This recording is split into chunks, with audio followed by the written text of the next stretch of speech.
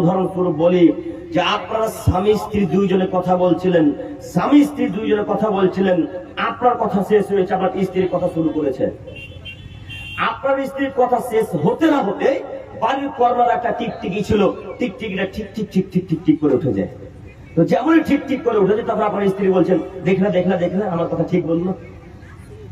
এবার আপনি বলেন আপনার স্ত্রীর কথা ঠিক বললো তো টিকটিকি কিভাবে জানলো? টিকটিকির কোনো ওই অভিজ্ঞতা আছে? টিকটিকি কি অন্তরের খবর জানে? তাই আল্লাহ তাআলা রাগ করে বলছেন, হারে আদমের ছেলে মেয়ে, আমি তোকে খাওয়ালাম, আমি তোকে পড়ালাম, আমি তোকে বিনা টাকায় অক্সিজেন দিলাম, আমি তোকে বিনা ট্যাক্সে আমার জমি চলতে দিলাম, এই সারা পৃথিবীতে আমি তোকে সবকিছু দিলাম, এত কিছু দেওয়ার পরে আমার জায়গাতে টিকটিকিকে বসিয়ে দিলি, এই জন্য আমি আল্লাহ তোকে ক্ষমা করবো না। কথা বুঝতে পারেননি? উল্লেখ্য যে আপনার স্ত্রী টিকটিকির উপর বিশ্বাস করে এখনো জীবিত আছে, এখনো মারা যায়নি, এখনো জীবিত আছে।